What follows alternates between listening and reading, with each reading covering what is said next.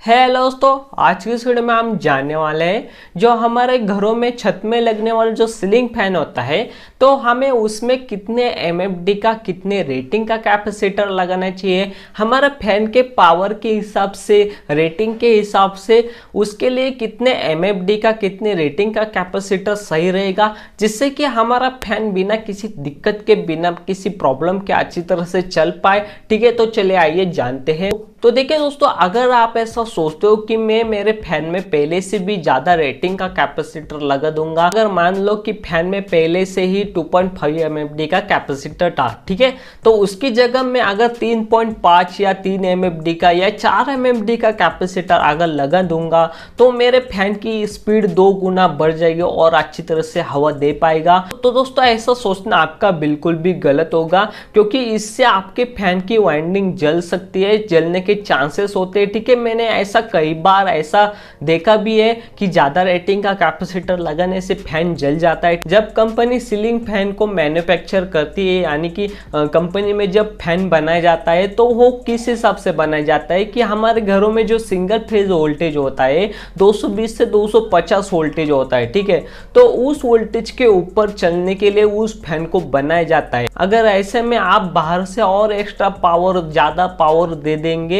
तो उसके अंदर की जो वाइंडिंग होती है वो जल जाती है, क्योंकि वो 220 से 250 वोल्टेज के ऊपर चलने के लिए बनी होती है। तो आपको कैपेसिटर की रेटिंग कब बढ़ानी है, आपको फैन के हिसाब से कितने रेटिंग का कैपेसिटर लगाना है, तो चलिए आइए जानते हैं। अगर आप अपने फैन में कैपेसिटर लगाना चाहते हैं तो आपको क्या देखना है कि आपके एरिया में आपके घर में कितने वोल्टेज आ रहा है। ठीक है, मैंने आपको क्या कहा था कि जब मैन्युफैक्चर होता है, मतलब फैन जब कंपनी में बनता है तो वो 220 से 250 वोल्टेज के ऊपर चलने के लिए बनता है। तो आपको क्या करना है, आपके एरिया में या आपके घर में, तो वहां पे आपको क्या देखना है कि वोल्टेज देखना है। ठीक है, अगर आपका वोल्टेज डाउन आ रहा है तो डाउन वोल्टेज कितना होता है सिंगल फेज में 220 के अंदर अगर वोल्टेज होता है तो वो सिंगल फेज में डाउन वोल्टेज माना जाता है। अगर वोल्टेज 220 से 250 वोल्टेज है तो वो अच्छा वोल्टेज माना जाता है, रेगुलर वोल्टेज माना जाता है सिंगल फेज में। ठीक है,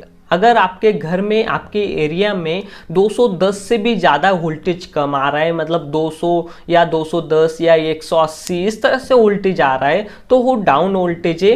तो उस टाइम आपको कैपेसिटर की रेटिंग बढ़ानी है, आपके कैपेसिटर का एमएफडी जो रेटिंग होता है वो बढ़ाना है। ठीक है, अगर मान लो आपके फैन में पहले से ही 2.5 एमएफडी का कैपेसिटर, अगर आपका वोल्टेज डाउन आ रहा है तो आपको क्या करना है, 1-2 रेटिंग से 1 या 1.5 रेटिंग से आपको कैपेसिटर की रेटिंग बढ़ानी है। अगर पहले से ही 2.5 का एमएफडी का कैपेसिटर था तो उसकी जगह आपको 3 एमएफडी का या 3.5 एमएफडी का कैपेसिटर लगा देना है। अगर वोल्टेज बहुत ही डाउन है, 180 150 इस तरह से वोल्टेज डाउन है, तो उसमें आपको क्या करना है, और ज्यादा रेटिंग का कैपेसिटर बढ़ाना है। लेकिन दोस्तों, आपको इस बात को ध्यान में रखना है कि आपके एरिया में आपके घर में वो वोल्टेज जो डाउन वोल्टेज आ रहा है वो कितने दिनों तक कितने टाइम के लिए रह रहा है। अगर हर रोज रहता है, सालों तक रहता है, महीनों तक रहता है, तो आपको कैपेसिटर की वैल्यू बढ़ानी है, कैपेसिटर की रेटिंग बढ़ानी है। ठीक है, अदरवाइज नहीं बढ़ानी। आपको ये पता कर लेना है कि वो कुछ देर के लिए डाउन वोल्टेज चला गया है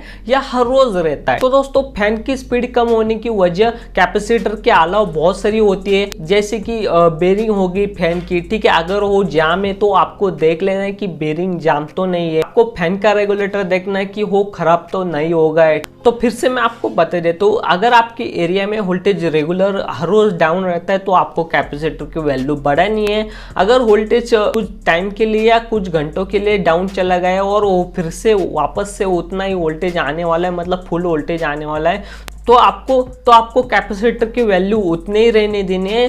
पहले फैन में जितने रेटिंग का कैपेसिटर था उतने ही रेटिंग का कैपेसिटर आपको फिर से नया लगाना है। दोस्तों, आई होप मैंने आपको अच्छी तरह से समझाया कि फैन में आपको कितने रेटिंग का और कब आपको ज्यादा रेटिंग का कैपेसिटर लगाना है। ठीक है, तो चलिए दोस्तों, नेक्स्ट वीडियो में मिलते हैं, तब तक के लिए बाय बाय।